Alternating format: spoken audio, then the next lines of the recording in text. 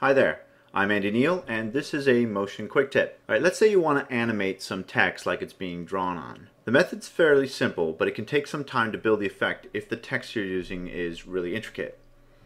The basic principle is to use an animated mask to reveal the text over time. And I'm going to build that mask with the paint stroke tool.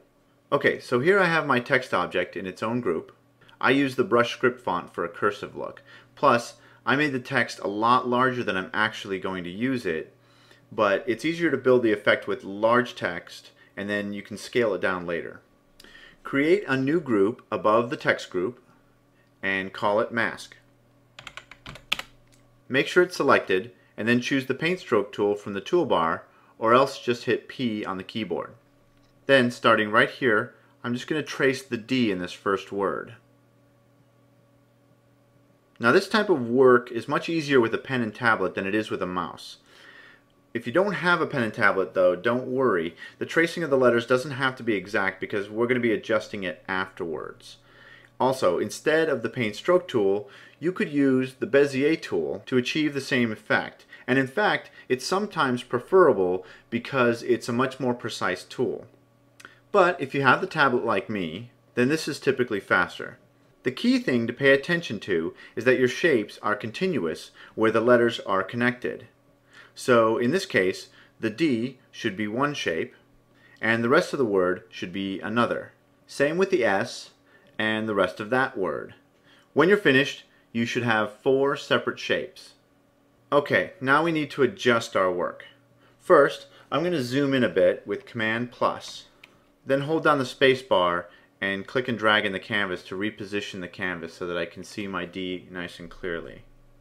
Go up to the selection tool, click and hold it down to reveal all these selection tools. Pick the third one from the bottom. That's called the Control Points tool. When you select the first paint stroke, you should see all the control points for this shape. Go around and adjust these control points until you have it following the shape, and you can delete any extra ones if you feel like you have too many. Basically, you want a nice trace of the letter.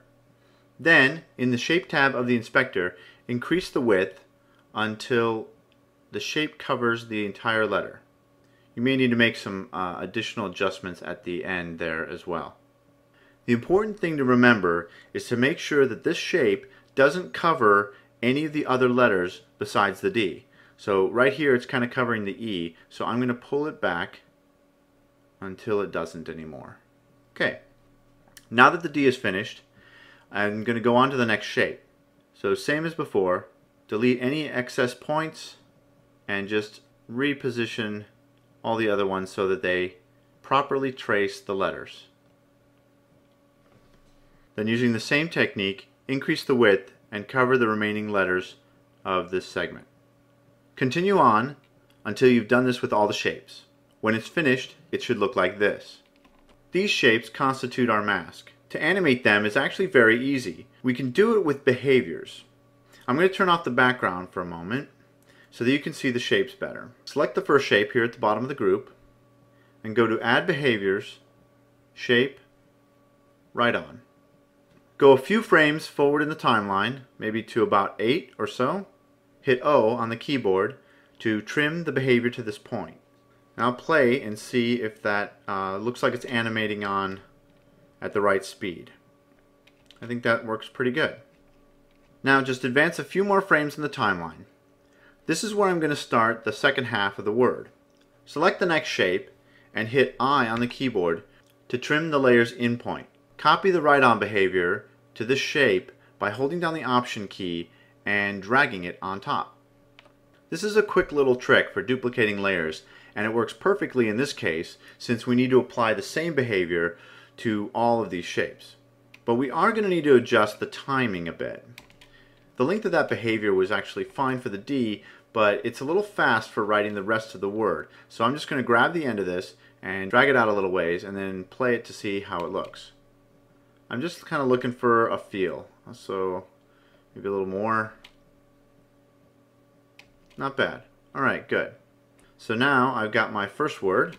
Advance a little further in the timeline and then select Paint Stroke 2 and hit I on the keyboard to adjust its endpoint, and now we're going to just grab that first write-on behavior and option drag to copy it onto paint stroke 2.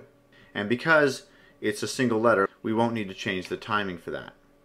Just advance a little further in the timeline, select paint stroke 3, adjust its endpoint by hitting I on the keyboard, and then take the slightly longer behavior from paint stroke 1 and option drag it onto paint stroke 3. And then play it to see how it looks. Now that last one is just a little too fast, so I'm just going to drag it out a little more because there's a few more letters there. I'm going to set, and I'm also going to set a play range. So I'm going to go slightly past the end of my animation and hit Command Option O to set the end of a play range and just loop it a little bit and see how it looks. Not too bad. Okay, so now I think I've got my timing right. Now it's time to apply the mask. Select the text group and then go up to the Object menu and choose Add Image Mask. An image mask is unique because any layer, whether it's still or animated, can be used to power the image mask.